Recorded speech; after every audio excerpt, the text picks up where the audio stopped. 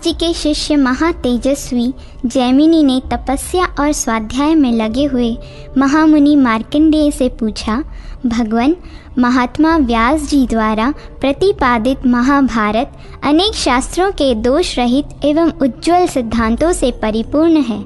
यह सहज शुद्ध अथवा छंद आदि की शुद्धि से युक्त और साधु शब्दावली से सुशोभित है।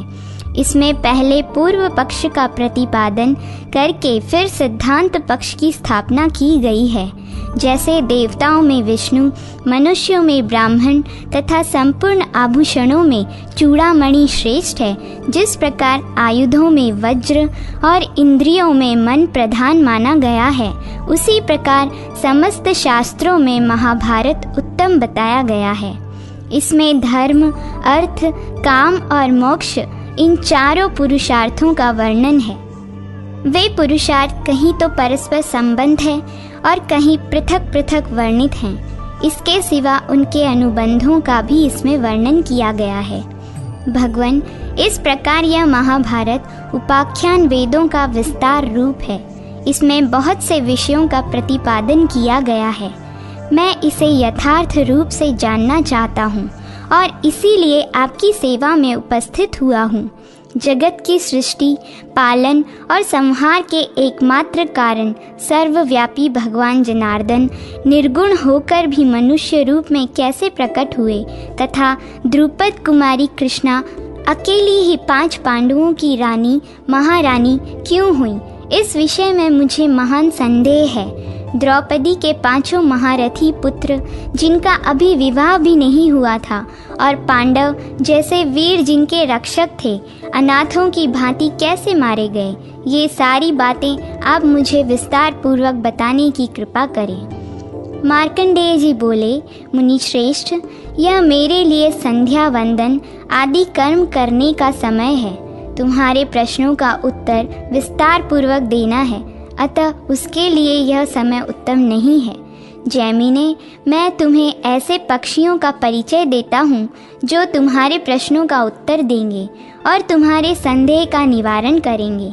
द्रोण नामक पक्षी के 4 पुत्र हैं, जो सब पक्षियों में श्रेष्ठ, तत्वज्ञ तथा शास्त्रों का चिंतन करने वाले हैं। उनके नाम हैं पिंगाक्ष, विबोध, सुपुत्र और सुमुख। वेदों और शास्त्रों के तात्पर्य को समझने में उनकी बुद्धि कभी कुंठित नहीं होती। वे चारों पक्षी विंध्य पर्वत की कंदार में निवास करते हैं। तुम उन्हीं के पास जाकर ये सभी बातें पूछो। जैमिनी ने कहा, ब्राह्मण, यह तो बड़ी अद्भुत बात है कि पक्षियों की बोली मनुष्यों के समान हो। पक्षी होकर भी उन्होंने अत्यंत दुर्लभ विज्ञान प्राप्त किया है। यदि तिर्यक योनि में उनका जन्म हुआ है तो उन्हें ज्ञान कैसे प्राप्त हुआ? वे चारों पक्षी द्रोण के पुत्र कैसे बतलाए जाते हैं? विख्यात पक्षी द्रोण कौन है जिनके 4 पुत्र ऐसे ज्ञानी हुए? उन गुणवान महात्मा पक्षियों को धर्म का ज्ञान किस प्रकार हुआ? मार्कंडेय जी बोले, मुने, ध्यान देकर सुनो। पूर्व काल में नंदन वन के भीतर जब देवर्षि नारद, इंद्र और अप्सराओं का समागम हुआ था, उसी समय की घटना है। एक बार नारद जी ने नंदन वन में देवराज इंद्र से भेंट की। उनकी दृष्टि पड़ते ही इंद्र उठकर खड़े हो गए और बड़े आदर के साथ अपना सिंहासन उन्हें बैठने को दिया। वहाँ खड़ी हुई अप्सराओं ने भी देवर्षि नारद को विनीत भाव से मस्तक झुकाया। उनके द्वारा पूजित हो नारद जी ने इंद्र के बैठ जाने पर यथा योग्य कुशल प्रश्न के अनंतर बड़ी मनोहर कथाएं सुनाई। उस बातचीत के प्रसंग में ही इंद्र ने महामुनि नारद से कहा, देवर्षि, इन अप्सराओं में जो आपको प्रिय जान पड़े उसे आज्ञा दीजिए यहाँ नृत्य करे। रंभा, मिश्रकेशी, उर्वशी, तिलोत्तमा, घृताची अथवा मेनका, जिसमें आपकी रुचि हो उसी का नृत्य देखिए। इंद्र की यह बात सुनकर द्विज श्रेष्ठ नारद जी ने विनय पूर्वक खड़ी हुई अप्सराओं से कुछ सोचकर कहा, तुम सब लोगों में से जो अपने आप को रूप और उदारता आदि गुणों में सबसे श्रेष्ठ मानती हो, वही मेरे सामने यहाँ नृत्य करे। मार्कंडेय जी कहते हैं, मुनि की यह बात सुनते ही वे विनीत अप्सराएं एक एक करके आपस में कहने लगी, अरे मैं ही गुणों में सबसे श्रेष्ठ हूँ, तू नहीं। इस पर दूसरी कहती, तू नहीं, मैं श्रेष्ठ हूँ। उनका यह अज्ञानपूर्ण विवाद देखकर इंद्र ने कहा, अरे मुनि से ही पूछो, वे ही बतलाएंगे कि तुम लोगों में से सबसे अधिक गुणवती कौन है। इस प्रकार उनके पूछने पर नारद जी ने कहा, जो गिरिराज हिमालय पर तपस्या करने वाले मुनि श्रेष्ठ दुर्वासा को अपनी चेष्टा से शुद्ध कर देगी, उसी को मैं सबसे अधिक गुणवती मानूंगा। उनकी बात सुनकर सबकी गर्दन हिल गई। सब ने एक दूसरी से कहना आरंभ किया, हमारे लिए यह कार्य असंभव है। उन अप्सराओं में एक का नाम वपु था। उसके मन में मुनियों को विचलित कर देने का गर्व था। उसने नारद जी को उत्तर दिया, जहाँ दुर्वासा मुनि रहते हैं वहाँ आज मैं जाऊंगी। दुर्वासा मुनि को जो शरीर रूपी रथ का संचालन करते हैं, जिन्होंने इंद्रिय रूपी घोड़ों को उस रथ में जोत रखा है, एक अयोग्य सारथी सिद्ध करके दिखाऊंगी। अपने कामबाण के प्रहार से उनके मन रूपी लगाम को गिरा दूंगी, उन्हें काबू के बाहर कर दूंगी। यूं कहकर वपु हिमालय पर्वत पर गई। वहां महर्षि के आश्रम में उनकी तपस्या के प्रभाव से हिंसक जीव भी अपनी स्वाभाविक हिंसा वृत्ति छोड़कर परम शांत रहते थे। महामुनि दुर्वासा जहाँ निवास करते थे, उस स्थान से एक कोस की दूरी पर वह सुंदरी अप्सरा ठहर गई और गीत गाने लगी। उसकी वाणी में कोकिल के कलरव का सा मिठास था। उसके संगीत की मधुर ध्वनि कान में पड़ते ही दुर्वासा मुनि के मन में बड़ा विस्मय हुआ।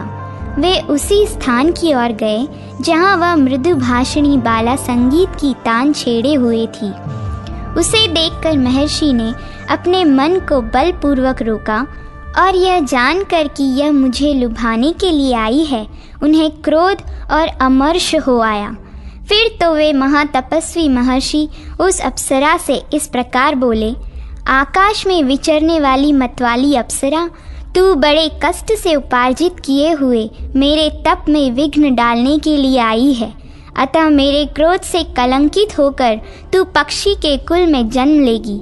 ओ खोटी बुद्धि वाली नीच अप्सरा, अपना यह मनोहर रूप छोड़कर तुझे 16 वर्षों तक पक्षिणी के रूप में रहना पड़ेगा। उस समय तेरे गर्भ से 4 पुत्र उत्पन्न होंगे, किंतु तू उनके प्रति होने वाले प्रेम जनित सुख से वंचित ही रहेगी और शस्त्र द्वारा वध को प्राप्त होकर शाप मुक्त हो पुनः स्वर्गलोक में अपना स्थान प्राप्त करेगी। बस अब इसके विपरीत तू कुछ भी किसी प्रकार भी उत्तर न देना। क्रोध से लाल नेत्र किए महर्षि दुर्वासा ने मधुर खनखनाहट से युक्त चंचल कंकन धारण करने वाली उस मानिनी अप्सरा को ये दुस्सह वचन सुनाकर इस पृथ्वी को छोड़ दिया और विश्व विश्रुत गुणों से गौरवान्वित एवं उत्ताल तरंगों वाली आकाश गंगा के तट पर चले गए।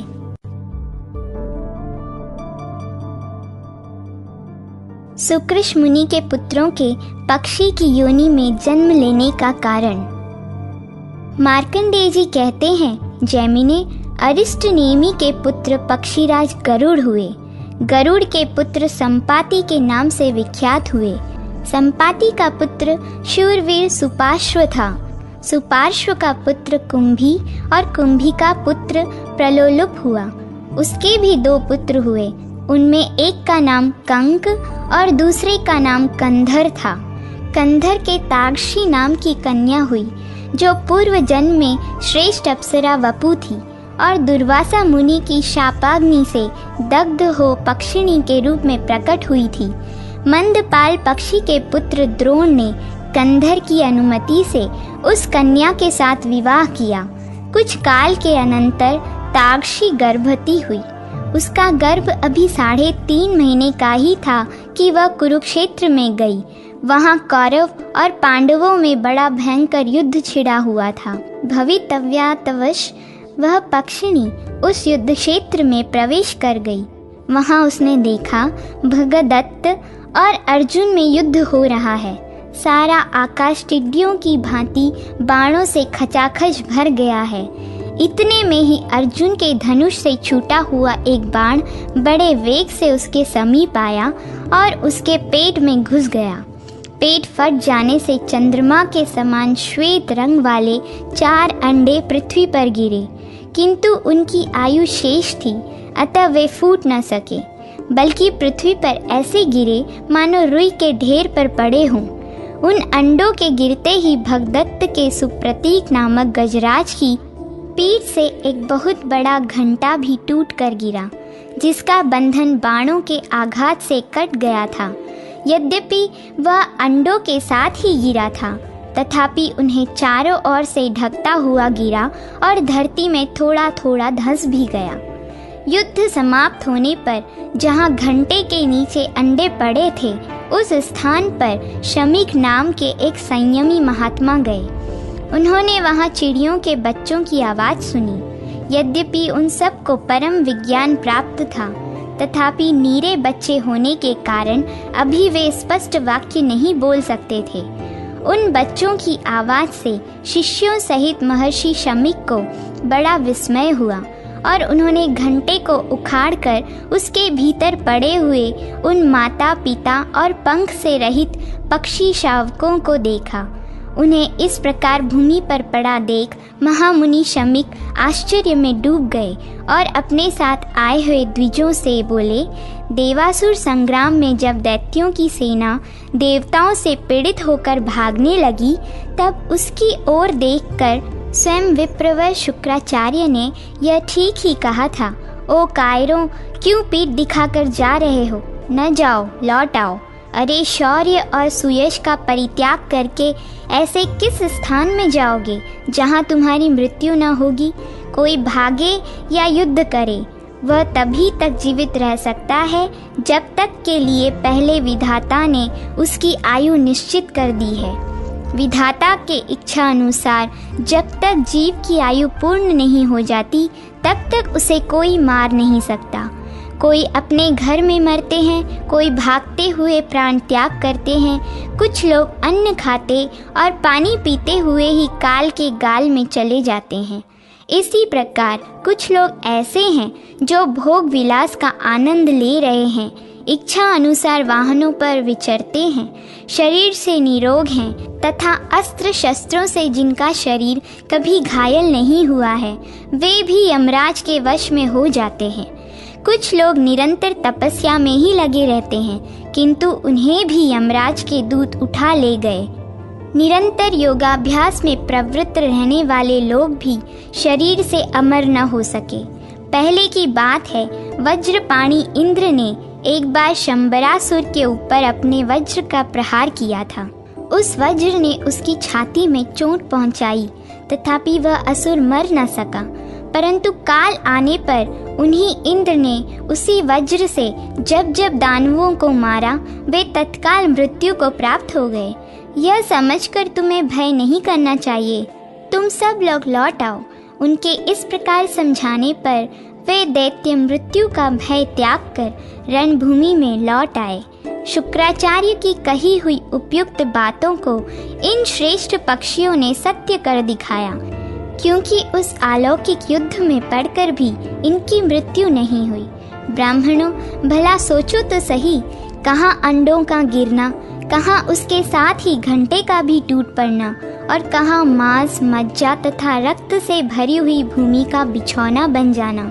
ये सभी बातें अद्भुत हैं। विप्रगण, ये कोई सामान्य पक्षी नहीं है। संसार में दैव का अनुकूल होना महान सौभाग्य का सूचक होता है। यूं कहकर शमीक मुनि ने उन बच्चों को भली भांति देखा और फिर अपने शिष्यों से इस प्रकार कहा, अब तुम लोग इन पक्षी शावकों को लेकर आश्रम को लौट चलो और ऐसे स्थान पर रखो जहाँ इन्हें बिल्ली, चूहे, बाज अथवा नेवले आदि से कोई भय न हो। ब्राह्मणों, यद्यपि यह ठीक है कि किसी की रक्षा के लिए अधिक प्रयत्न करने की आवश्यकता नहीं है, क्योंकि संपूर्ण जीव अपने कर्मों से ही मारे जाते हैं और कर्मों से ही उनकी रक्षा होती है। ठीक उसी प्रकार जैसे इस समय ये पक्षी शावक इस युद्ध भूमि में बच गए हैं। तथापि सब मनुष्यों को सभी कार्यों के लिए यत्न अवश्य करना चाहिए, क्योंकि जो पुरुषार्थ करते हैं वह सत्पुरुषों की निंदा का पात्र नहीं होता। मुनिवर शमीक के इस प्रकार कहने पे वे मुनि कुमार उन पक्षियों को लेकर अपने आश्रम को चले गए, जहाँ भांति भांति के वृक्षों की शाखाओं पर बैठे हुए भंवरे फलों का रस ले रहे थे और अनेक तपस्वियों के रहने से जहाँ की रमणीयता बहुत बढ़ गई थी। विप्रवर जैमिनी मुनि श्रेष्ठ शमीक प्रतिदिन अन्न और जल देकर तथा सब प्रकार से रक्षा की व्यवस्था करके उन बच्चों का पालन पोषण करने लगे। एक ही महीना बीतने पर वे पक्षियों के बच्चे आकाश में इतने ऊंचे उड़ गए जितने पर सूर्य के रथ के आने जाने का मार्ग है। उस समय आश्रमवासी मुनि कुमार कौतूहल भरे चंचल नेत्रों से उन्हें देख रहे थे। उन पक्षी शावकों ने नगर, समुद्र और बड़ी बड़ी नदियों सहित पृथ्वी को वहां से रथ के पहिए के बराबर देखा और फिर आश्रम पर लौट आए। तिर्यक योनि में उत्पन्न हुए वे महात्मा पक्षी अधिक उड़ने के कारण परिश्रम से थक गए थे। एक दिन महर्षि शमीक अपने शिष्यों पर कृपा करने के लिए उन्हें धर्म के तत्व का उपदेश कर रहे थे। उस समय वहाँ महर्षि के प्रभाव से उन पक्षियों के अंतःकरण में स्थित ज्ञान प्रकट हो गया। फिर तो उन सब ने महर्षि की परिक्रमा की और उनके चरणों में मस्तक झुकाया। तत्पश्चात वे बोले, मुने, आपने भयानक मृत्यु से हमारा उद्धार किया है। आपने हमें रहने के लिए स्थान, भोजन और जल प्रदान किया है। आप ही हमारे पिता और गुरु हैं। हम लोग जब गर्भ में थे तभी माता की मृत्यु हो गई। पिता ने भी हमारी रक्षा नहीं की। आपने ही पधार कर हमें जीवन दान दिया और शैशव अवस्था में हम लोगों की रक्षा की है। हम कीड़ों की तरह सूख रहे थे। आपने हाथी के घंटे को उठाकर हमारे संकट का निवारण किया है। अब हम बड़े हो गए हैं, हमें ज्ञान भी हो गया, अतः आज्ञा दीजिए, हम आपकी क्या सेवा करें। महर्षि शमीक अपने पुत्र शंगी ऋषि तथा समस्त शिष्यों से घिरे हुए बैठे थे। उन्होंने जब उन पक्षी शावकों की यह शुद्ध संस्कृतमयी स्पष्ट वाणी सुनी तब उन्हें बड़ा कौतूहल हुआ। उनके शरीर में रोमांच हो आया। उन्होंने पूछा, बच्चों, तुम ठीक ठीक बताओ, तुम्हें किस कारण से ऐसी वाणी प्राप्त हुई है? पक्षियों का रूप और मनुष्य किसी वाणी प्राप्त होने का यह क्या रहस्य है? पक्षी बोले, मुनिवर, प्राचीन काल में विपुल स्वान नामक एक श्रेष्ठ मुनि रहते थे, जिनके 2 पुत्र हुए, सुकृश और तुम्बुरु। सुकृश अपने चित्त को वश में रखने वाले महात्मा थे। उन्हीं से हम 4 पुत्रों का जन्म हुआ है। हम सब लोग विनय, सदाचार एवं भक्तिवश सदा विनीत भाव से रहते थे। पिताजी सदा तपस्या में संलग्न रहते और इंद्रियों को काबू में रखते थे। उस समय उन्हें जब जिस वस्तु की अभिलाषा होती, हम उसे उनकी सेवा में प्रस्तुत करते थे। एक दिन की बात है, देवराज इंद्र पक्षी का रूप धारण करके वहां आए। उनका शरीर बहुत बड़ा था, पंख टूट गए थे, बुढ़ापे ने उन पर अधिकार जमा लिया था। उनकी आंखें कुछ कुछ लाल हो रही थीं और सारा शरीर शिथिल जान पड़ता था। वे सत्य, शौच और क्षमा का पालन करने वाले अत्यंत उदार चित्त महात्मा मुनि श्रेष्ठ सुकृश की परीक्षा लेने आए थे। उनका आगमन ही हमारे लिए शाप का कारण बन गया। पक्षी रूपधारी इंद्र ने कहा, विप्रवर, मुझे बड़े जोर की भूख सता रही है, मेरी रक्षा कीजिए। महाभाग, मैं भोजन की इच्छा से यहाँ आया हूँ। आप मेरे लिए अनुपम सहारा बने।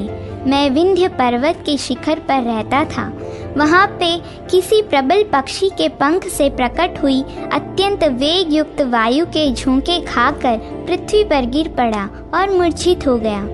1 सप्ताह तक मुझे होश नहीं हुआ।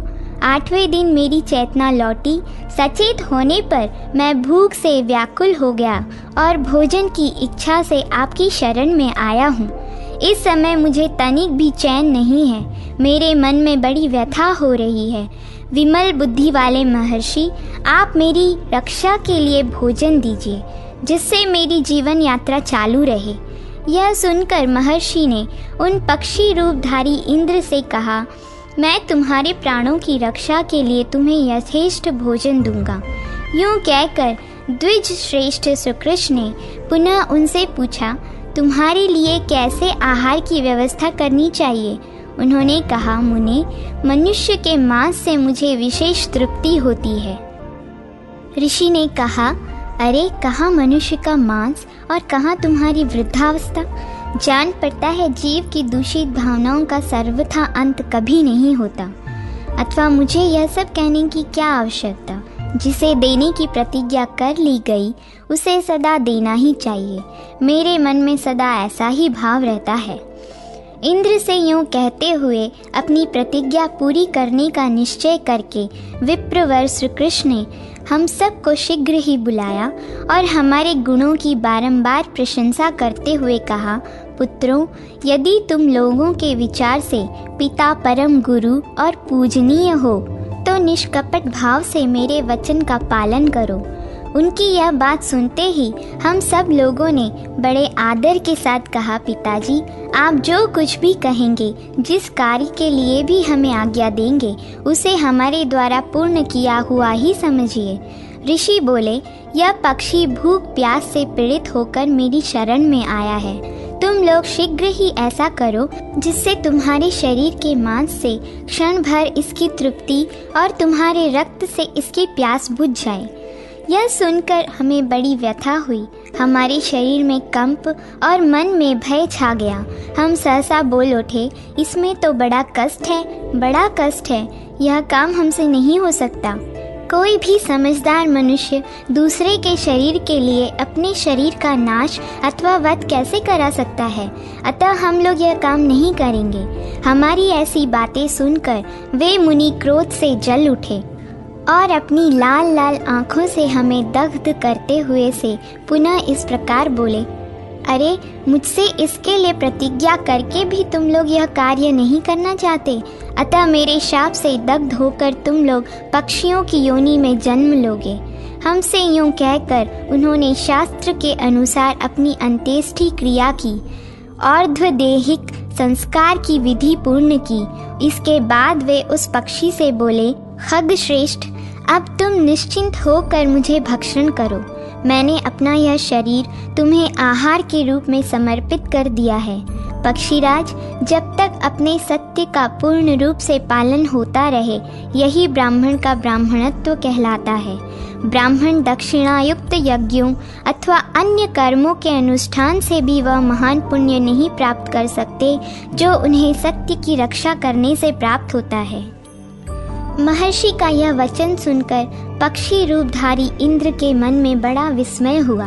वे अपने देव रूप में प्रकट होकर बोले, विप्रवर, मैंने आपकी परीक्षा के लिए यह अपराध किया है। शुद्ध बुद्धि वाले महर्षि, आप इसके लिए मुझे क्षमा करें। बताइए, आपकी क्या इच्छा है जिसे मैं पूर्ण करूं? अपने सत्य वचन का पालन करने से आपके प्रति मेरा बड़ा प्रेम हो गया है। आज से आपके हृदय में इंद्र संबंधी ज्ञान प्रकट होगा।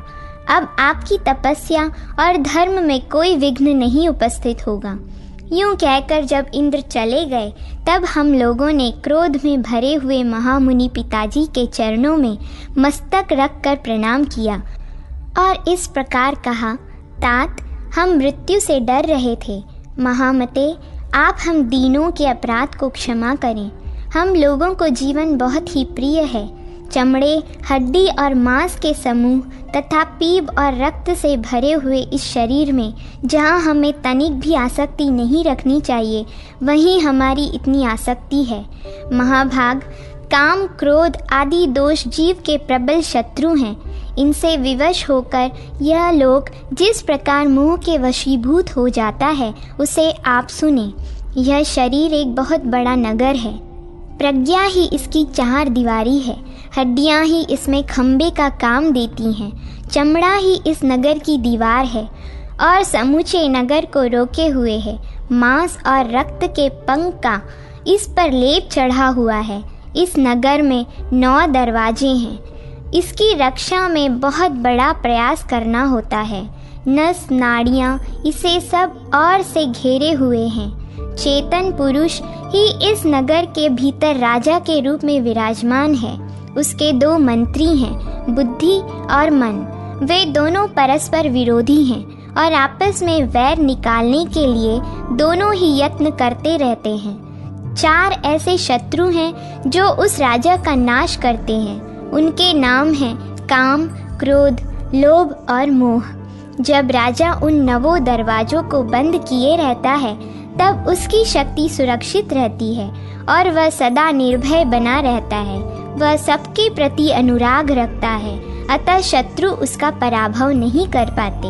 परंतु जब वह नगर के सब दरवाजों को खुला छोड़ देता है तब उस समय राग नामक शत्रु नेत्र आदि द्वारों पर आक्रमण करता है।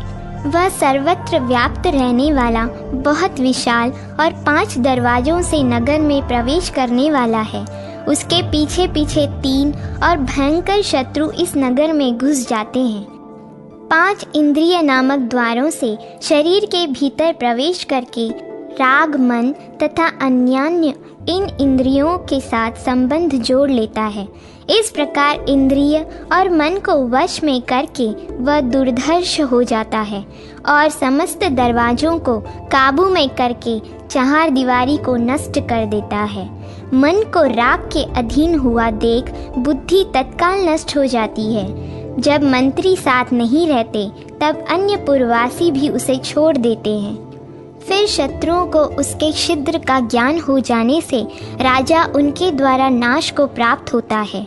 इस प्रकार राग, मोह, लोभ तथा क्रोध ये दुरात्मा शत्रु मनुष्य की स्मरण शक्ति का नाश करने वाले हैं। राग से काम होता है, काम से लोभ का जन्म होता है, लोभ से सम्मोह अविवेक होता है और सम्मोह से स्मरण शक्ति भ्रांत हो जाती है।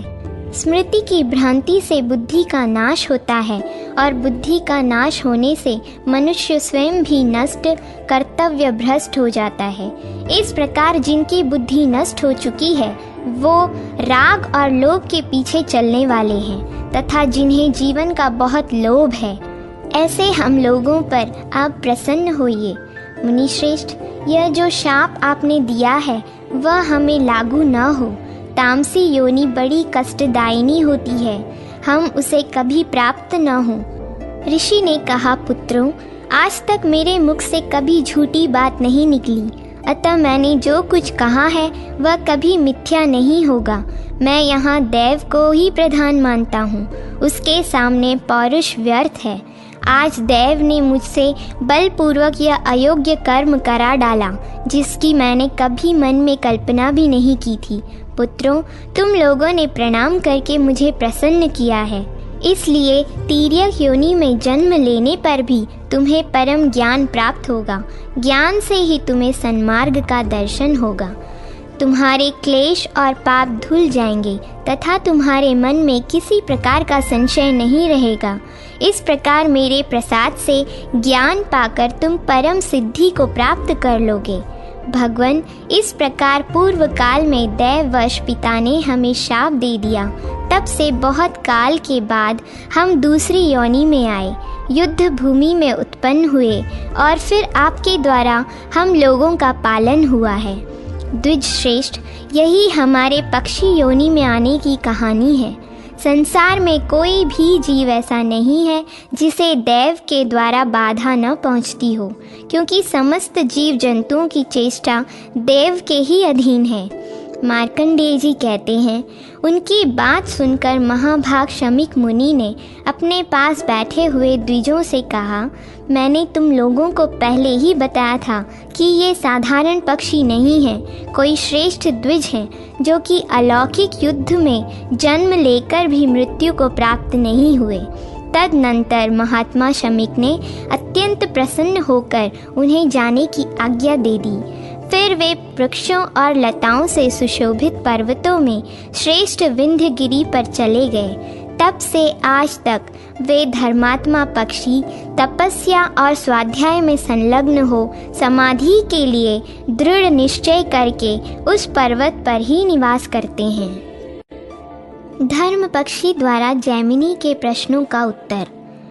मार्कंडेय जी कहते हैं, जैमिनी, इस प्रकार वे द्रोण के पुत्र चारों पक्षी ज्ञानी हैं और विंध्यगिरि पर्वत पर निवास करते हैं।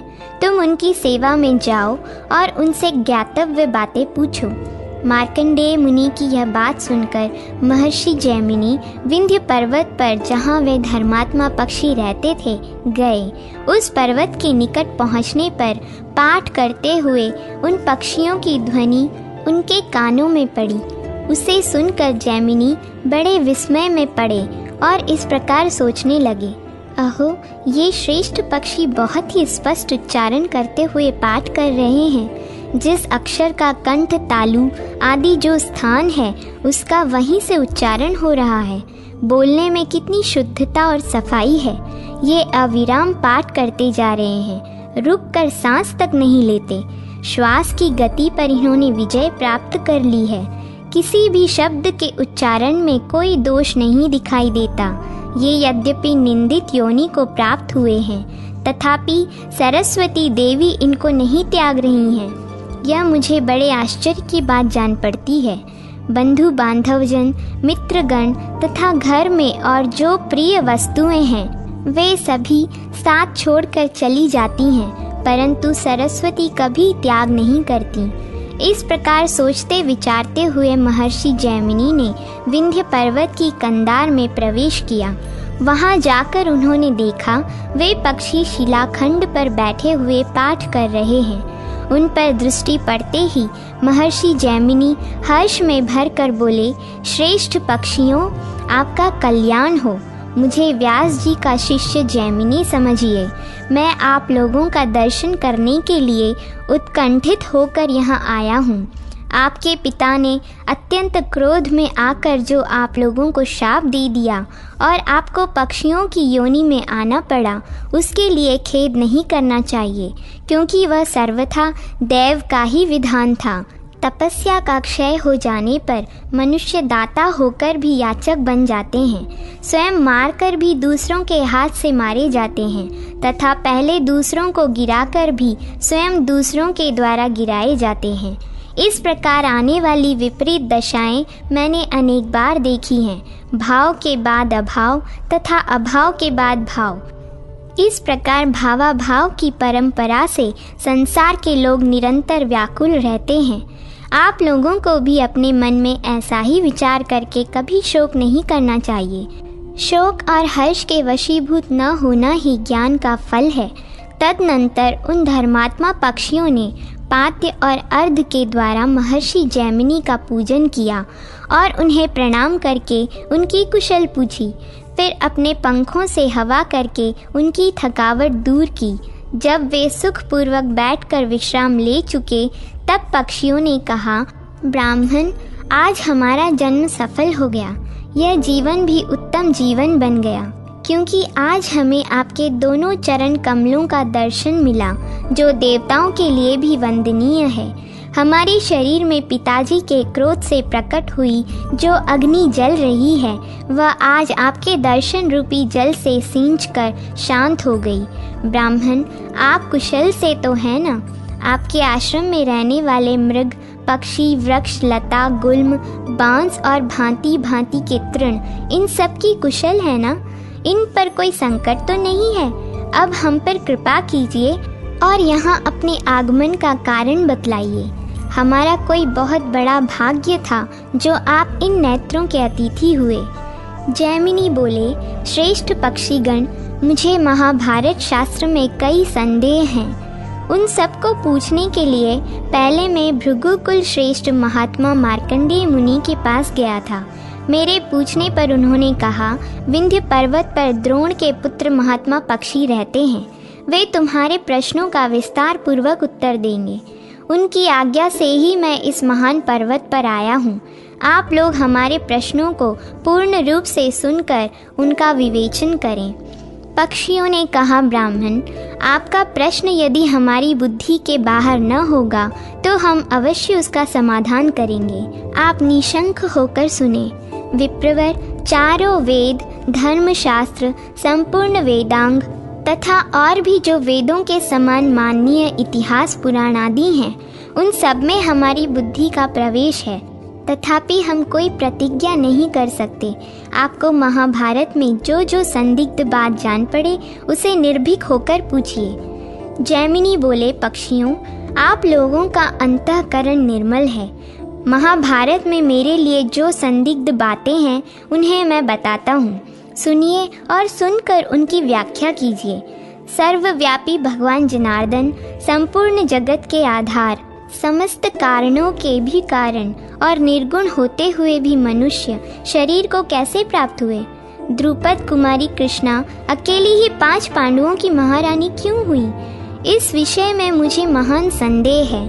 इसके सिवा द्रौपदी के 5 महारथी पुत्र जिनका अभी विवाह तक नहीं हुआ था, समस्त पांडव जिनके रक्षक थे तथा जो स्वयं भी बड़े बलवान थे, अनाथ की भांति कैसे मारे गए? महाभारत के विषय में यह मेरा संदेह है। आप लोग इसका निवारण करें।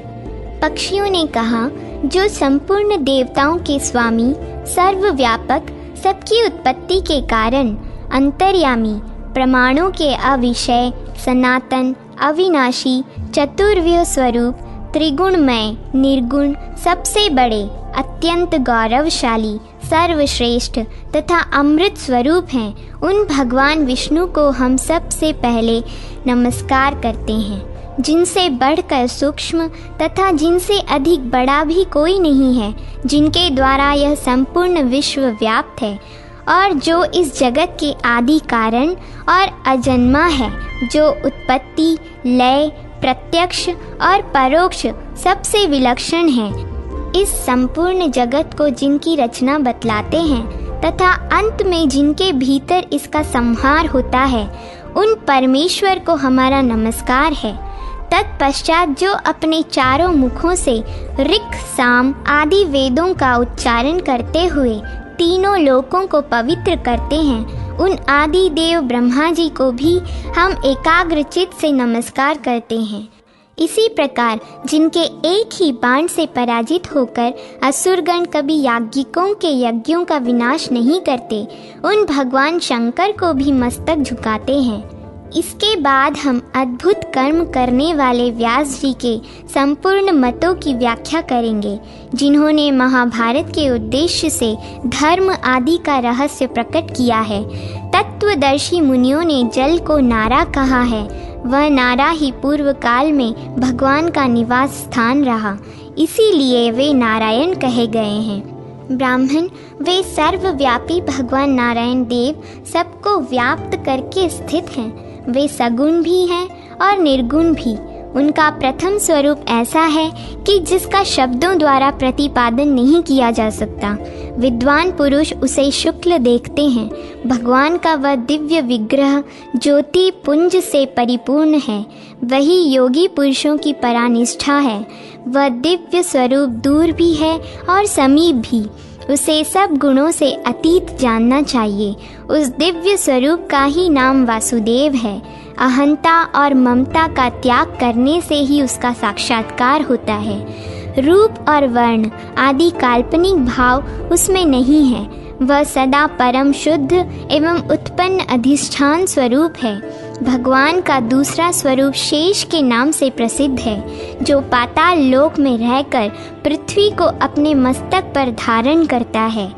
इसे तिर्यक स्वरूप को प्राप्त हुई तामसी मूर्ति कहते हैं। श्री हरि की तीसरी मूर्ति समस्त प्रजा के पालन पोषण में तत्पर रहती है। वही इस पृथ्वी पर धर्म की निश्चित व्यवस्था करती है।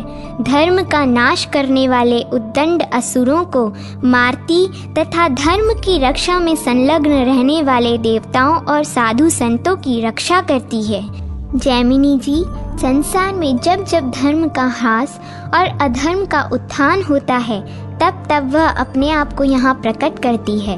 पूर्व काल में वही वराह रूप धारण करके अपने थुथुन से जल को हटाकर इस पृथ्वी को एक ही दांत से जल के ऊपर ऐसे उठा लाई मानो वह कोई कमल का फूल हो। उन्हीं भगवान ने नरसिंह रूप धारण करके हिरण्यकश्यपु का वध किया और विप्रचित्ति आदि अन्य दानवों को मार गिराया। इसी प्रकार भगवान के वामन आदि और भी बहुत से अवतार हैं जिनकी गणना करने से हम असमर्थ हैं। इस समय भगवान ने मथुरा में श्री कृष्ण रूप में अवतार लिया है। इस तरह भगवान की वह सात्विकी मूर्ति ही भिन्न भिन्न अवतार धारण करती है। यह आपके लिए पहले प्रश्न का उत्तर बतलाया गया है कि भगवान पूर्ण काम होते हुए भी धर्म आदि की रक्षा के लिए सदा स्वेच्छा से ही अवतीर्ण होते हैं। ब्राह्मण पूर्व काल में त्वष्टा प्रजापति के पुत्र विश्वरूप इंद्र के हाथ से मारे गए थे, इसलिए ब्रह्म हत्या ने इंद्र को धर दबाया। इससे उनके तेज की बड़ी क्षति हुई।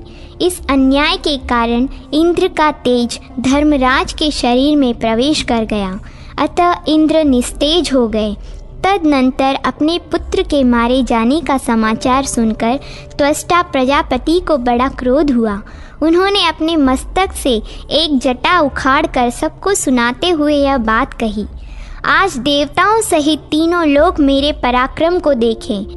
वह खोटी बुद्धि वाला ब्रह्मघाती इंद्र भी मेरी शक्ति का साक्षात्कार कर ले, क्योंकि उस दुष्ट ने अपने ब्राह्मणोचित कर्म में लगे हुए मेरे पुत्र का वध किया है।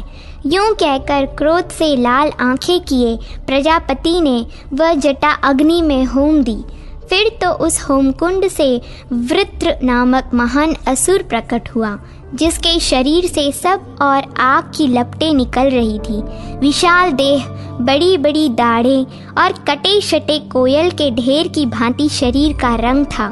उस महान असुर वृत्रासुर को अपने वध के लिए उत्पन्न देख इंद्र भय से व्याकुल हो उठे। उन्होंने संधि की इच्छा से सप्त ऋषियों को उसके पास भेजा। संपूर्ण भूतों के हित साधन में संलग्न रहने वाले वे महर्षि बड़ी प्रसन्नता के साथ गए और उन्होंने कुछ शर्तों के साथ इंद्र और वृत्रासुर में उल्लंघन करके जब वृत्रासुर को मार डाला, तब पुनः उन पर ब्रह्म हत्या का आक्रमण हुआ। उस समय उनका सारा बल नष्ट हो गया। इंद्र के शरीर से निकला हुआ बल वायु देवता में समा गया। तदनंतर जब इंद्र ने गौतम का रूप धारण करके उनकी पत्नी अहिल्या के सतीत्व का नाश किया, उस समय उनका रूप भी नष्ट हो गया।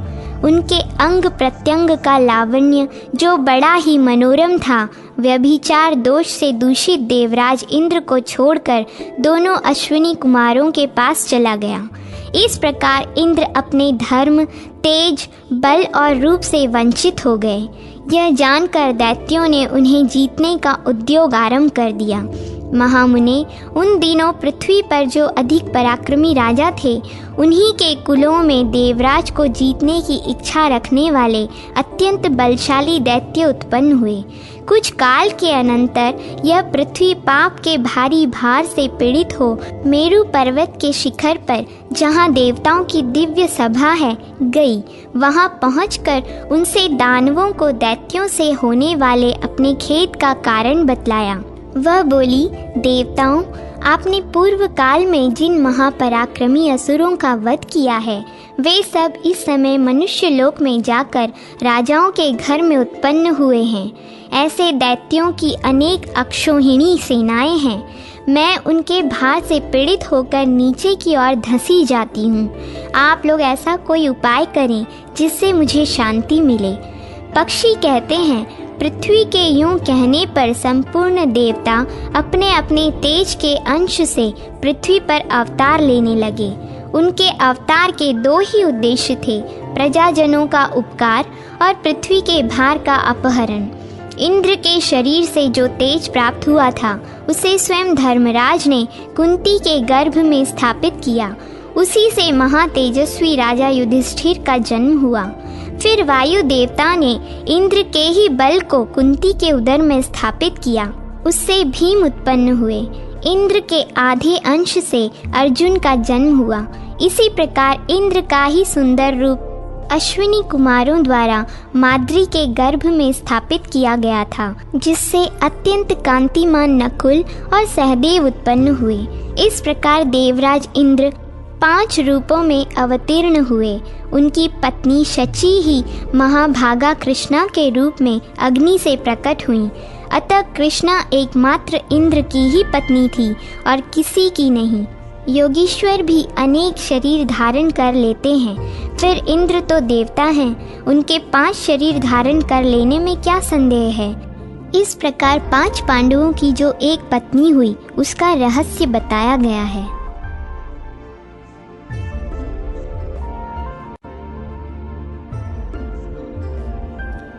राजा हरिश्चंद्र का चरित्र। पक्षी कहते हैं, पहले की बात है, त्रेता युग में हरिश्चंद्र नाम से प्रसिद्ध एक राजर्षि रहते थे। वे बड़े धर्मात्मा, भूमंडल के पालक, सुंदर कीर्ति से युक्त और सब प्रकार से श्रेष्ठ थे। उनके राज्यकाल में कभी अकाल नहीं पड़ा, किसी को रोग नहीं हुआ, मनुष्यों की अकाल मृत्यु नहीं हुई और पूर्ववासियों की कभी अधर्म में रुचि नहीं हुई। उस समय प्रजा वर्ग के लोग धन, वीर्य और तपस्या के मत से उन्मत्त नहीं होते थे। कभी भी स्त्री ऐसी नहीं देखी जाती थी जो पूर्ण यौवनावस्था को प्राप्त किए बिना ही संतान को जन्म देती रही हो। एक दिन महाबाहु राजा हरिश्चंद्र जंगल में शिकार खेलने गए थे। वहाँ शिकार के पीछे दौड़ते हुए उन्होंने बारंबार कुछ स्त्रियों की कातर वाणी सुनी। वे कह रही थीं, हमें बचाओ बचाओ। राजा ने शिकार का पीछा छोड़ दिया और उन स्त्रियों को लक्ष्य करके कहा, डरो मत डरो मत।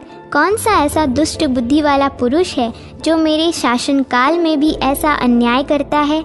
यूँ कहकर स्त्रियों के रोने के शब्द का अनुसरण करते हुए राजा उसी ओर चल दिए। इसी बीच में प्रत्येक कार्य के आरंभ में बाधा उपस्थित करने वाला रुद्र कुमार विघ्नराज इस प्रकार सोचने लगा, ये महर्षि विश्वामित्र बड़े पराक्रमी हैं और अनुपम तपस्या का आश्रय लेकर उत्तम व्रत का पालन करते हुए उन भावादि विद्याओं का साधन करते हैं जो पहले इन्हें सिद्ध नहीं हो सकी हैं। ये महर्षि क्षमा, मौन तथा आत्म संयम पूर्वक जिन विद्याओं का साधन करते हैं, वे उनके भय से पीड़ित होकर यहाँ विलाप कर रही है। इनके उद्धार का कार्य मुझे किस प्रकार करना चाहिए। इस प्रकार विचार करते हुए रुद्र कुमार विघ्नराज ने राजा के शरीर में प्रवेश किया। उनके आवेश से युक्त होने पर राजा ने क्रोधपूर्वक ये बात कही, यह कौन पापाचारी मनुष्य है जो कपड़े की गठरी में अग्नि को बांध रहा है। बल और प्रचंड तेज से उद्दीप्त मुझ राजा के उपस्थित रहते हुए आज कौन ऐसा पापी है जो मेरे धनुष से छूटकर संपूर्ण दिशाओं को देदीप्यमान करने वाले बाणों से सर्वांग में छिन्न भिन्न होकर कभी न टूटने वाली निद्रा में प्रवेश करना चाहता है। राजा की यह बात सुनकर तपस्वी विश्वामित्र कुपित हो गए। उनके मन में क्रोध का उदय होते ही वे संपूर्ण विद्याएं जो स्त्रियों के रूप में रो रही थीं, क्षण भर में अंतर्ध्यान हो गईं। तदनंतर राजा ने उन तपस्या के भंडार महर्षि विश्वामित्र की ओर दृष्टिपात किया तो वे बड़े भयभीत हुए और सहसा पीपल के पत्ते की भांति थरथर कांपने लगे। इतने में विश्वामित्र बोल उठे, ओ दुरात्मा, खड़ा तो रह। तब राजा ने विनय पूर्वक मुनि के चरणों में प्रणाम किया और कहा, भगवन, यह मेरा धर्म था। प्रभो, इसे आप मेरा अपराध न माने। मुने, अपने धर्म की रक्षा में लगे हुए मुझ राजा पर आपको क्रोध नहीं करना चाहिए। धर्मज्ञ राजा को तो यह उचित ही है कि वह धर्मशास्त्र के अनुसार दान दे, रक्षा करे और धनुष उठाकर युद्ध करे। विश्वामित्र बोले, राजन, यदि तुम्हें अधर्म का डर है तो शीघ्र बताओ, किसको दान देना चाहिए, किन की रक्षा करनी चाहिए और किन के साथ युद्ध करना चाहिए। हरिश्चंद्र ने कहा, श्रेष्ठ ब्राह्मणों को तथा जिनकी जीविका नष्ट हो गई हो ऐसा अन्य मनुष्यों को भी दान देना चाहिए। भयभीत प्राणियों की रक्षा करनी चाहिए और शत्रुओं के साथ सदा युद्ध करना चाहिए। विश्वामित्र बोले, यदि तुम राजा हो और राजधर्म को भली भांति जानते हो तो मैं प्रतिग्रह की इच्छा रखने वाला ब्राह्मण हूँ। मुझे इच्छा अनुसार दक्षिणा दो। पक्षीगण कहते हैं, महर्षि की यह बात सुनकर राजा ने अपना नया जन्म हुआ माना और प्रसन्न चित्त से कहा। हरिश्चंद्र बोले, भगवन आपको मैं क्या दूं? आप निशंक होकर कहिए। यदि कोई दुर्लभ से दुर्लभ वस्तु हो तो उसे भी दी हुई ही समझें। विश्वामित्र ने कहा, वीरवर तुम समुद्र, पर्वत, ग्राम और नगरों सहित यह सारी पृथ्वी मुझे दे दो। रथ, घोड़े, हाथी, कोठार और खजाने सहित सारा राज्य भी मुझे समर्पित कर दो। इसके अतिरिक्त भी जो कुछ तुम्हारे पास है वह मुझे दे दो।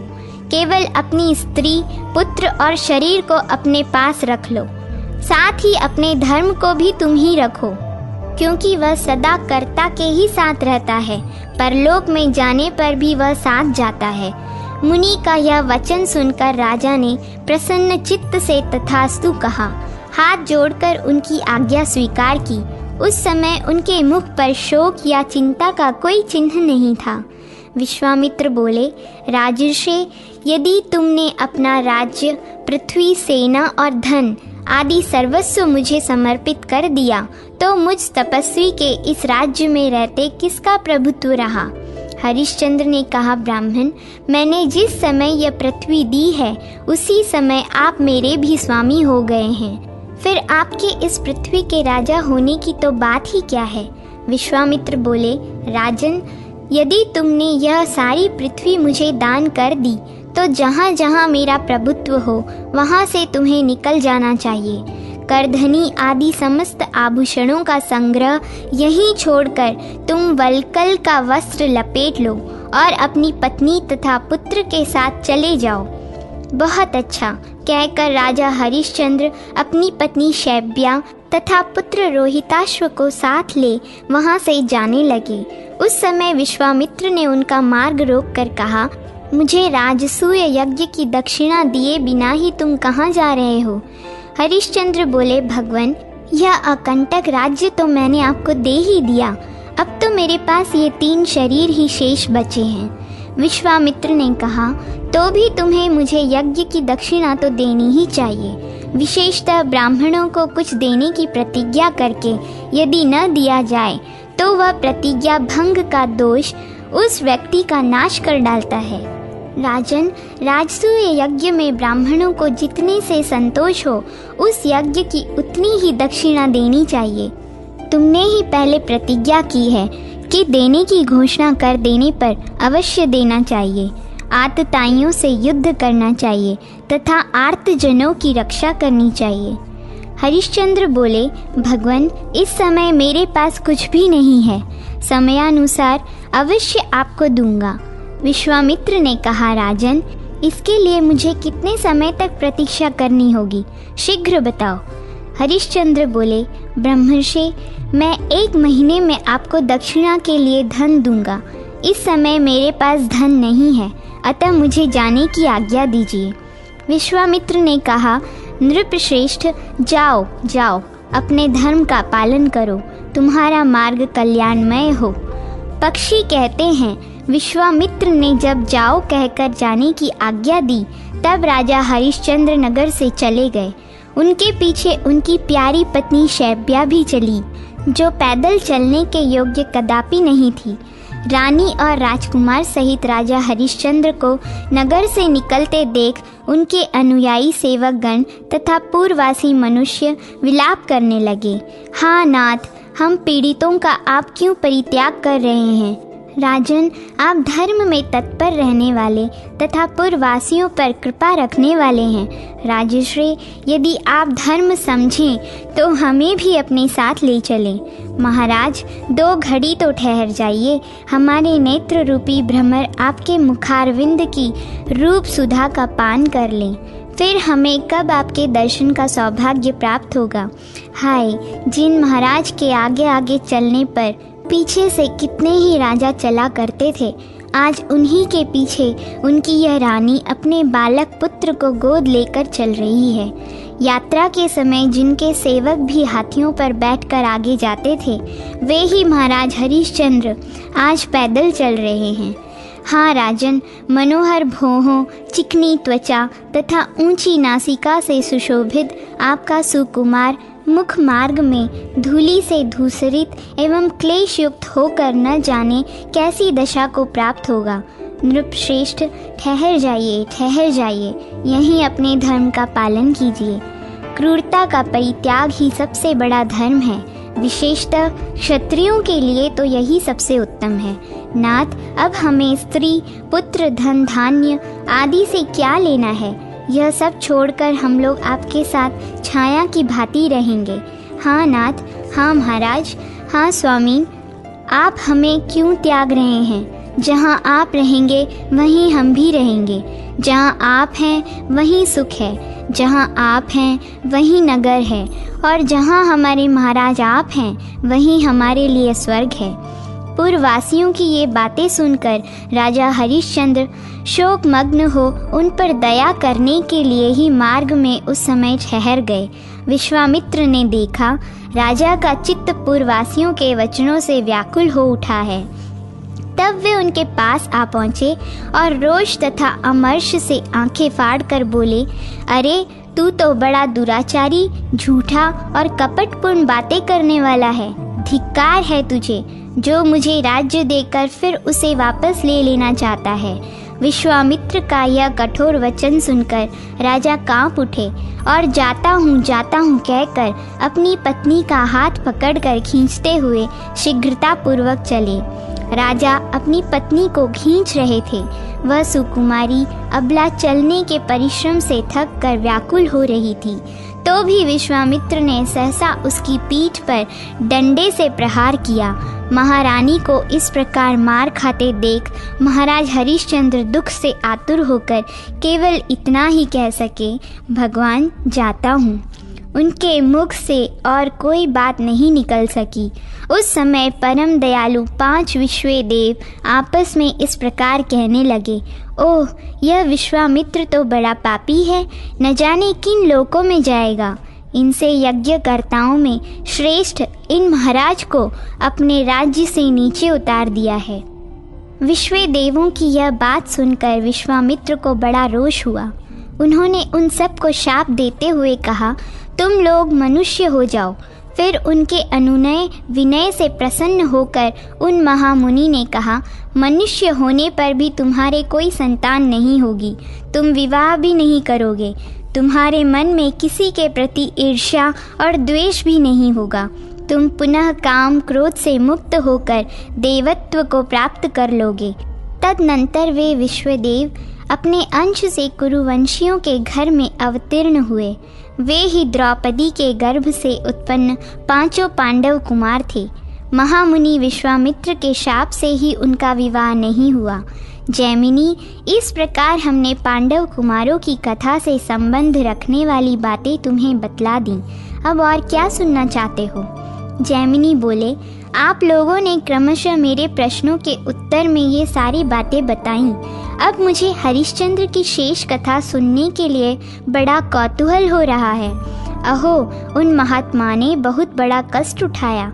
श्रेष्ठ पक्षियों, क्या उन्हें इस दुख के अनुरूप ही कोई सुख भी कभी प्राप्त हुआ?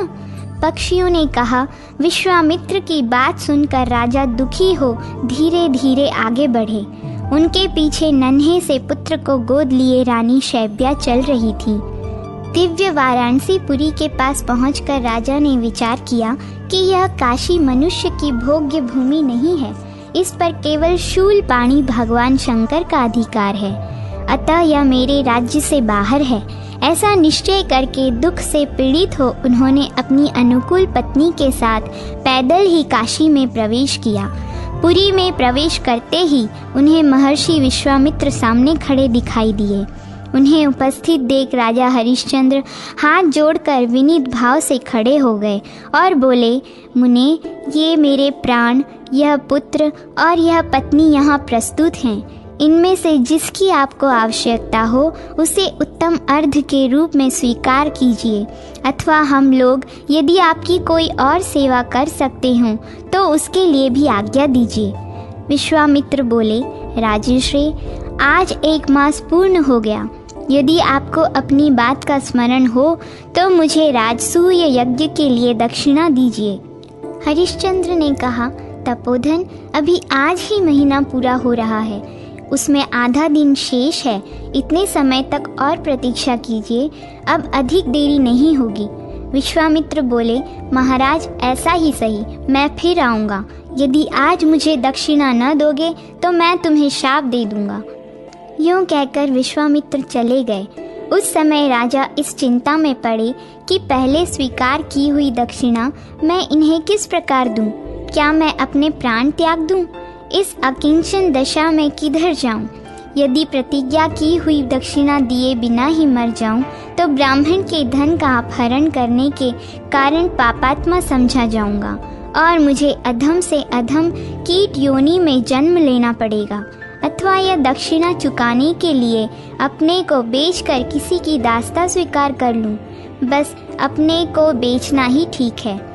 राजा हरिश्चंद्र अत्यंत व्याकुल एवं दीन होकर नीचा मुख किए जब इस प्रकार चिंता कर रहे थे, उस समय उनकी पत्नी ने नेत्रों से आंसू बहाते हुए गदगद वाणी में कहा, महाराज, चिंता छोड़िए, अपने सत्य की रक्षा कीजिए। जो मनुष्य सत्य से विचलित होता है वह शमशान की भांति त्याग देने योग्य है।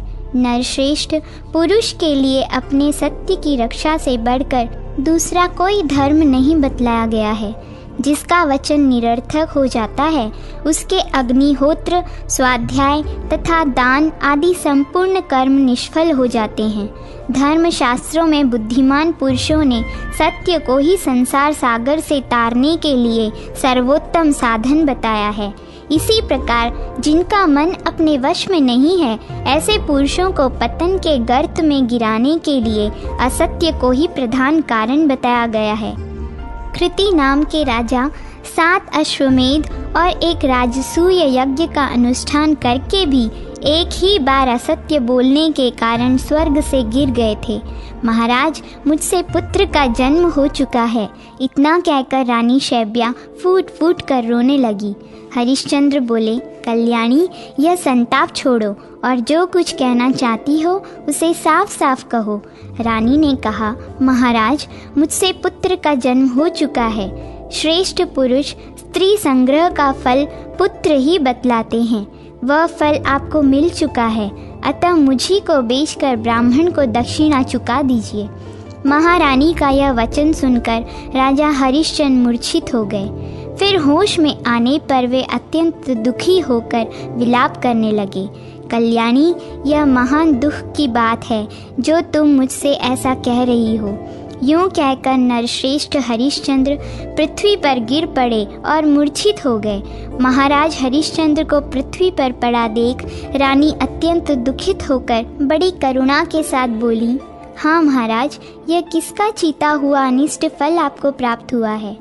आप तो रंकू नामक मृग के रोए से बने हुए कोमल एवं चिकने वस्त्र पर शयन करने योग्य हैं, किंतु आज भूमि पर पड़े हैं। जिन्होंने करोड़ों से भी अधिक गोधन ब्राह्मणों को दान दिया है, वे ही ये मेरे प्राणनाथ महाराज इस समय धरती पर सो रहे हैं। हाय, कितनी कष्ट की बात है।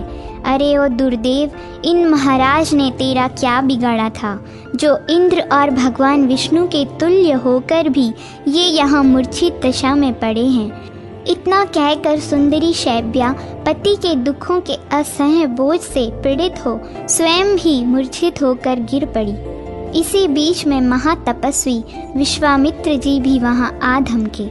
उन्होंने राजा हरिश्चंद्र को मूर्छित होकर भूमि पर पड़ा देख उन पर जल के छींटे डाले और इस प्रकार कहा, राजेंद्र, उठो उठो, यदि तुम्हारी दृष्टि धर्म पर हो तो मुझे पूर्वोक्त दक्षिणा दे दो। सत्य से ही सूर्य तप रहा है, सत्य पर ही पृथ्वी टिकी हुई है। सत्य भाषण सबसे बड़ा धर्म है, सत्य पर ही स्वर्ग प्रतिष्ठित है। 1000 अश्वमेध और एक सत्य को यदि तराजू पर तोला जाए तो 1000 अश्वमेध से सत्य ही भारी सिद्ध होगा। राजन, यदि आज तुम मुझे दक्षिणा न दोगे तो सूर्यास्त होने पर तुम्हें निश्चय ही शाप दे दूंगा। इतना कहकर विश्वामित्र चले गए। इधर राजा हरिश्चंद्र उनके भय से व्याकुल हो उठे। सोचने लगे, हाय, मैं अधम कहाँ भाग कर जाऊं। उनकी दशा क्रूर स्वभाव वाले धनी से पीड़ित निर्धन पुरुष की सी हो रही थी। उस समय उनकी पत्नी ने फिर कहा, नाथ, मेरी बात मानकर वैसा ही कीजिए, अन्यथा आपको शापाग्नि से दग्ध होकर मरना पड़ेगा। जब पत्नी ने बार बार उन्हें प्रेरित किया तब राजा बोले, कल्याणी, मैं बड़ा निर्दयी हूँ। लो, अब तुम्हें बेचने चलता हूँ। क्रूर से क्रूर मनुष्य भी जो कार्य नहीं कर सकते वही आज मैं करूँगा। पत्नी से यूं कहकर राजा व्याकुल चित्त से नगर में गए और नेत्रों से आंसू बहाते हुए गदगद कंठ से बोले, ओ नागरिकों, तुम सब लोग मेरी बात सुनो। क्या तुम मेरा परिचय पूछ रहे हो? लो सुनो, मैं मनुष्य नहीं, अत्यंत क्रूर प्राणी हूँ, क्योंकि अपनी प्राण प्यारी पत्नी को यहाँ बेचने के लिए आया हूँ। यदि आप लोगों में से किसी को मेरी इस प्राणों से भी बढ़कर प्रियतमा पत्नी से दासी का काम लेने की आवश्यकता हो तो वह शीघ्र बोले। इस असह्य दुख में भी जब तक मैं जीवन धारण किए हुए हूँ तभी तक बात कर ले। तदनंतर कोई बूढ़ा ब्राह्मण सामने आकर राजा से बोला, दासी को मेरे हवाले करो, मैं इसे धन देकर खरीदता हूँ। मेरे पास धन बहुत है और मेरी प्यारी पत्नी अत्यंत सुकुमारी है। वह घर के कामकाज नहीं कर सकती, इसलिए यह दासी मुझे दे दो। तुम अपनी इस पत्नी की कार्य दक्षता, अवस्था, रूप और स्वभाव के अनुरूप यह धन लो और इसे मेरे हवाले करो। ब्राह्मण के ऐसा कहने पर राजा हरिश्चंद्र का हृदय दुख से विदीर्ण हो गया। वे उसे कोई उत्तर न दे सके। तब उस ब्राह्मण ने राजा के वल्कल वस्त्र में उस धन को अच्छी तरह बांध दिया और उनकी पत्नी को खींचकर वह अपने साथ ले चला। माता को इस दशा में देखकर बालक रोहिताश्व रो उठा और हाथ से उसका वस्त्र पकड़कर अपनी ओर खींचने लगा। उस समय रानी ने अपने पुत्र से कहा, बेटा आओ, जी भर के देख लो, तुम्हारी माता अब दासी हो गई है। तुम राजपुत्र हो, मेरा स्पर्श न करो। अब मैं तुम्हारे स्पर्श करने योग्य न रही। फिर सहसा अपनी माता को खींच कर ले जाते हुए देख बालक रोहिताश्व माँ माँ कहकर रोता हुआ दौड़ा। उस समय उसके नेत्रों में आंसू बह रहे थे। जब बालक पास आया तब उस ब्राह्मण ने क्रोध में भरकर उसे लात से मारा, तो भी उसने अपनी माँ को नहीं छोड़ा, केवल माई माई कहकर विलखता रहा। तब रानी ने ब्राह्मण से कहा, स्वामिन, आप मुझ पर कृपा कीजिए, इस बालक को भी खरीद लीजिए। यद्यपि आपने मुझे खरीद लिया है, तथापि इस बालक के बिना मैं आपके कार्य को अच्छी तरह नहीं कर सकती। मैं बड़ी अभागिनी हूँ। आप मुझ पर दया करके प्रसन्न हो और बछड़े से गाय की तरह इस बालक से मुझे मिलाइए। ब्राह्मण बोला, राजन, यह धन लो और इस बालक को भी मेरे हवाले करो। यूँ कहकर उसने पूर्ववत राजा के उत्तरीय खंड में वह धन बांध दिया और बालक को उसकी माता के साथ लेकर चल दिया। इस प्रकार पत्नी और पुत्र को ले जाए जाते देख राजा हरिश्चंद्र अत्यंत दुख से कातर हो गए और विलाप करने लगे। हाय, पहले जिसे वायु, सूर्य, चंद्रमा तथा बाहरी लोग कभी नहीं देख पाते थे, वही मेरी पत्नी आज दासी बन गई है। जिसके हाथों की उंगलियां अत्यंत सुकुमार है, वह सूर्य वंश में उत्पन्न मेरा बालक आज बेच दिया गया है। हाँ प्रिय, हाँ पुत्र, हाँ वत्स, मुझ नीच के अन्याय से तुम्हें दैवाधीन दशा को प्राप्त होना पड़ा, फिर भी मेरी मृत्यु नहीं होती, मुझे धिक्कार है। राजा हरिश्चंद्र इस प्रकार विलाप कर रहे थे। इतने में ही वह ब्राह्मण उन दोनों के साथ ले ऊंचे ऊंचे वृक्ष और ग्रह आदि की ओट में छिप गया। वह बड़ी शीघ्रता से चल रहा था। तदनंतर विश्वामित्र ने वहां पहुंचकर राजा से धन मांगा। राजा हरिश्चंद्र ने भी वह धन उन्हें समर्पित कर दिया। पत्नी और पुत्र को बेचने से प्राप्त हुए उस धन को थोड़ा देखकर कौशिक मुनि ने शोकाकुल राजा से कुपित होकर कहा, क्षत्रियाधम, क्या तू इसी को मेरे यज्ञ के अनुरूप दक्षिणा मानता है? यदि ऐसी बात है तो मेरे महान बल को देख।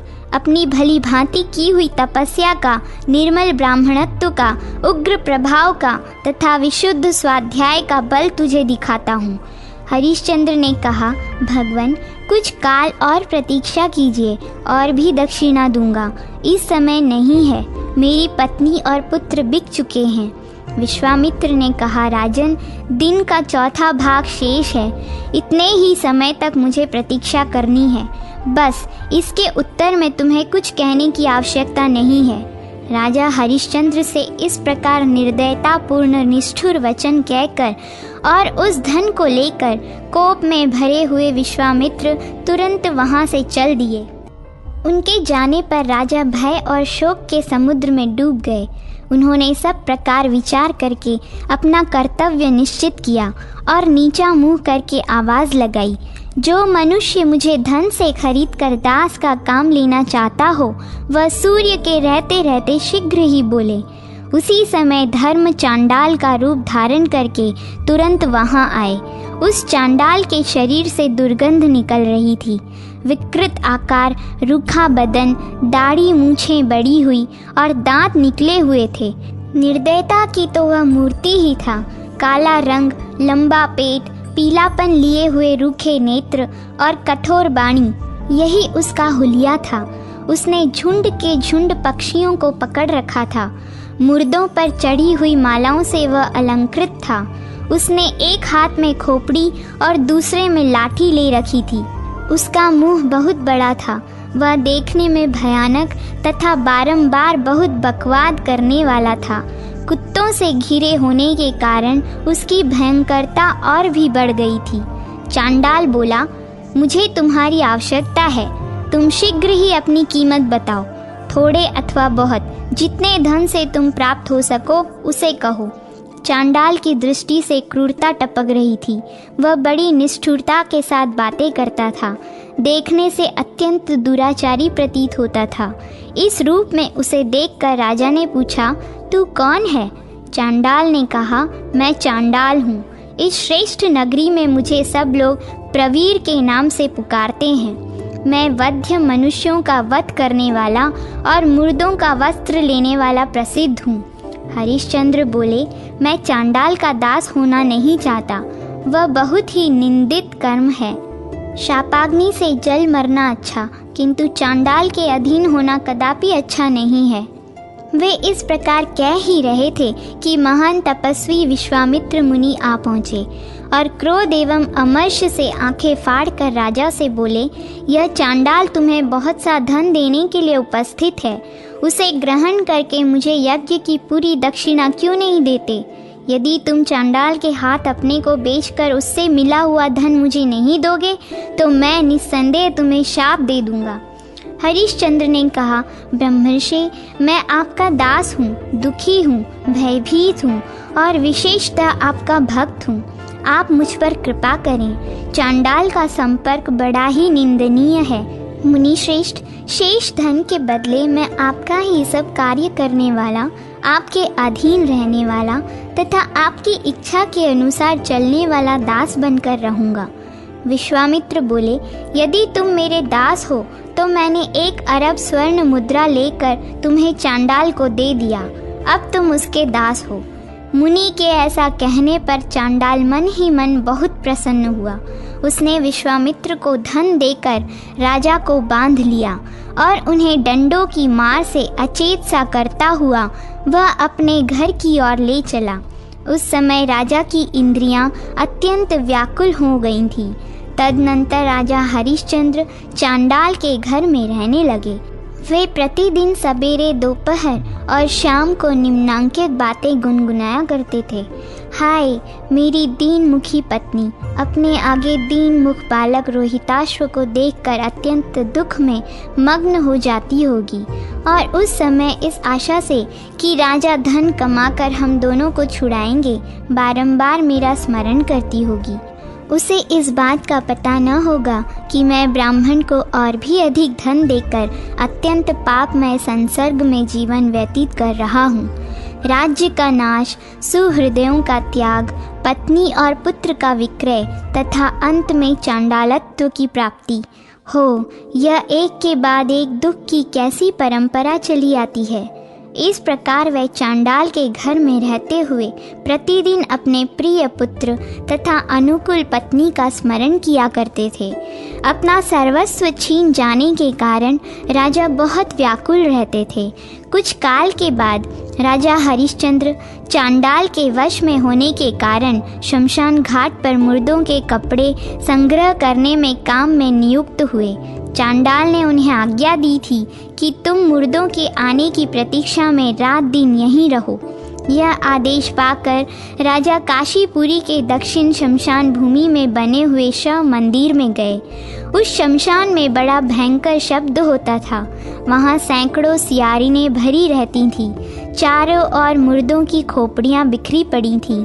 सारा शमशान दुर्गंध से व्याप्त और अत्यंत धूम से आच्छादित था। उसमें पिशाच, भूत, वेताल, डाकिनी और यक्ष रहा करते थे। गिद्धों और गीदड़ों से भी वह स्थान भरा पड़ा था। झुंड के झुंड कुत्ते उसे घेरे रहते थे। यत्र तत्र हड्डियों के ढेर लगे हुए थे और सब ओर से बड़ी दुर्गंध आती थी। अनेकों मृत व्यक्तियों के बंधु बांधवों के करुण क्रंदन से वह शमशान भूमि बड़ी ही भयानक और कोलाहल पूर्ण रहती थी।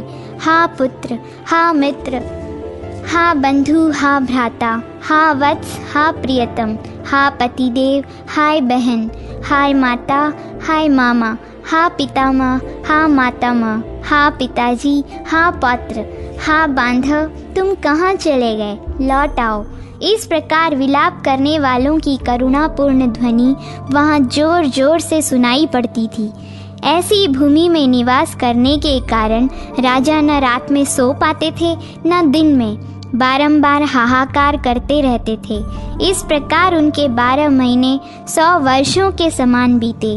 अंत में राजा ने दुखी होकर देवताओं की शरण ली और कहा, महान धर्म को नमस्कार है, जो सच्चिदानंद स्वरूप संपूर्ण जगत की सृष्टि करने वाले विधाता परात्पर ब्रह्म, शुद्ध पुराण पुरुष एवं अविनाशी है, उन भगवान विष्णु को नमस्कार है।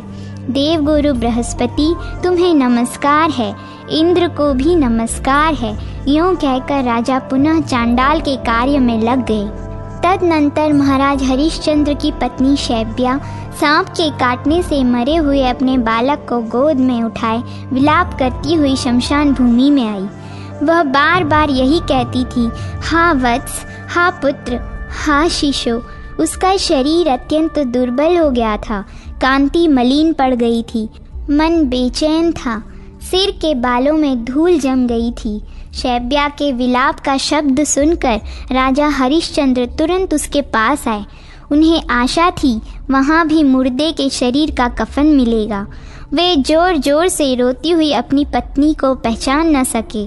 अधिक काल तक प्रवास में रहने के कारण वह बहुत संतप्त थी। ऐसी जान पड़ती थी मानो उसका दूसरा जन्म हुआ हो। शैब्या ने भी पहले उनके मस्तक को मनोहर केशों से सुशोभित देखा था। अब उनके सिर पर जटा थी।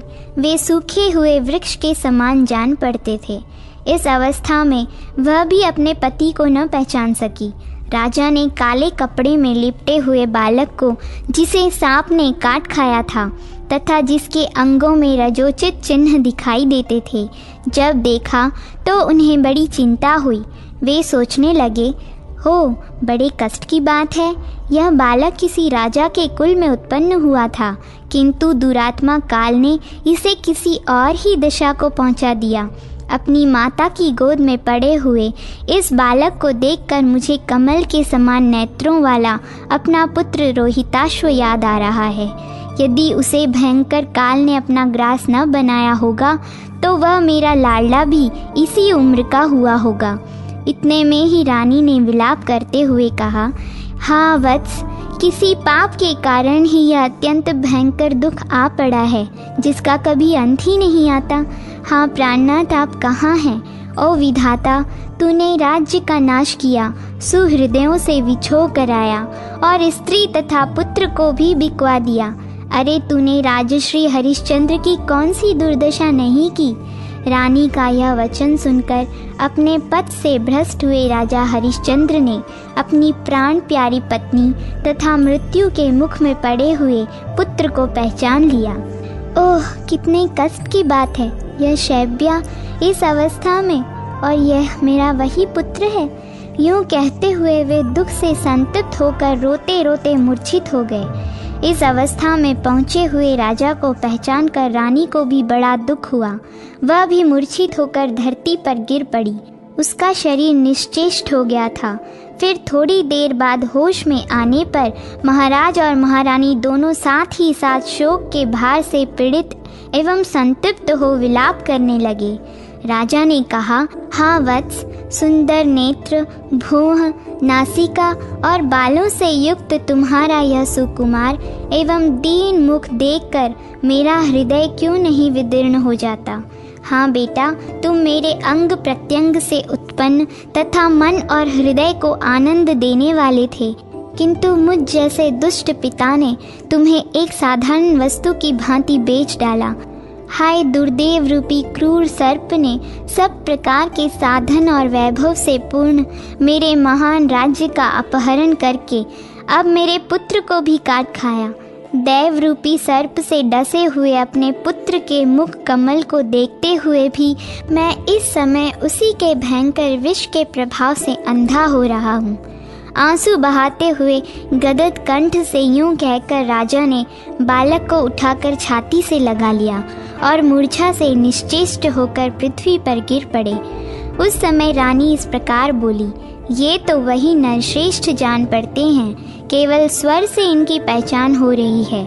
इसमें तनिक भी संदेह नहीं है कि ये विद्वजनों के हृदय रूपी चकोर को आह्लादित करने वाले चंद्र रूप महाराज हरिश्चंद्र ही हैं। किंतु वे महाराज इस समय शमशान में कैसे आ पहुँचे। अब शैब्या पुत्र शोक को भूलकर गिरे हुए पति को देखने लगी।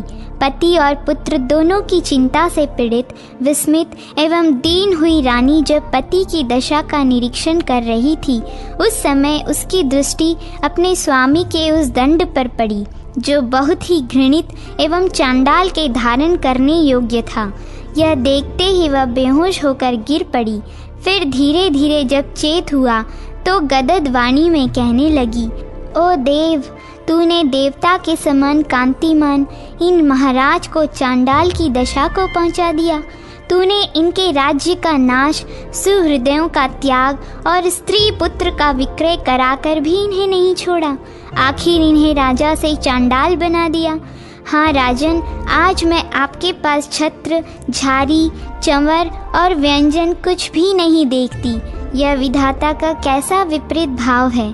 पूर्व काल में जिनके आगे आगे चलने पर कितने ही राजा सेवक बनकर अपनी चादरों से धरती बुहारा करते थे, वे ही महाराज अब दुख से पीड़ित हो इस अपवित्र शमशान भूमि में विचरते हैं, जहाँ खोपड़ियों से सटे कितने ही मिट्टी के घड़े चारों ओर बिखरे पड़े हैं, जहाँ मृतकों की लाश से चर्बी गल गल कर पृथ्वी के सूखे दोनों में पड़ रही है। चिता की राख, अंगारे, अधजली हड्डियों और मज्जा के ढेर से यहाँ की भयंकरता बहुत ही बढ़ गई है। यहाँ के गृंधों और गीदड़ों के भयंकर नाद सुनकर छोटे छोटे पक्षी भाग गए हैं। चिता के धुएं से यहाँ की सारी दिशाएं काली दिखाई देती हैं। यूं कहकर महारानी शैब्या महाराज हरिश्चंद्र के कंठ में लग गईं तथा कष्ट एवं सैकड़ों प्रकार के शोक से आक्रांत हो आर्तवाणी में विलाप करने लगी। राजन, यह स्वप्न है या सत्य? महाभाग, आप इसे जैसा समझते हो बतलाएं। मेरा मन अचेत होता जा रहा है। रानी की यह बात सुनकर महाराज हरिश्चंद्र ने गर्म सांस ली और गदगद वाणी में अपने को चांडालत्व प्राप्त होने की सारी कथा कह सुनाई। उसे सुनकर रानी को बड़ा दुख हुआ और उसने गर्म सांस खींचकर बहुत देर तक रोने के पश्चात अपने पुत्र की मृत्यु की यथार्थ घटना निवेदित की। पुत्र के मरने की बात सुनकर राजा पुनः पृथ्वी पर गिर पड़े और विलाप करते हुए बोले, प्रिय, अब मैं अधिक दिनों तक जीवित रहकर क्लेश भोगना नहीं चाहता, परंतु मेरा भाग्य तो देखो, मेरी आत्मा भी मेरे अधीन नहीं है। तुम मेरे अपराधों को क्षमा करना, मैं आज्ञा देता हूँ, तुम ब्राह्मण के घर चली जाओ। शुभे, मैं राजपत्नी हूँ, इस अभिमान में आकर कभी उस ब्राह्मण का अपमान न करना। सब प्रकार के यत्न करके उसे संतुष्ट रखना, क्योंकि स्वामी देवता के समान होता है। रानी बोली, राजश्री, मुझसे भी अब यह दुख का भार नहीं सहा जाता, अतः आपके साथ ही मैं भी चिता की जलती हुई आग में प्रवेश करूंगी। यह सुनकर राजा ने कहा, पतिव्रते, जैसी तुम्हारी इच्छा हो वैसा ही करो। तदनंतर राजा ने चिता बनाकर उसके ऊपर अपने पुत्र को रखा और अपनी पत्नी के साथ हाथ जोड़कर सबके ईश्वर परमात्मा नारायण श्री हरि का स्मरण किया, जो हृदय रूपी गुफा में विराजमान है तथा जिनका वासुदेव, सुरेश्वर आदि अंत रहित ब्रह्म, कृष्ण, पीताम्बर एवं शुभ आदि नामों से चिंतन किया जाता है। उनके इस प्रकार के भगवत स्मरण करने पर इंद्र आदि संपूर्ण देवता धर्म को अगुआ बनाकर तुरंत वहां आए और इस प्रकार बोले, राजन, हमारी बात सुनो।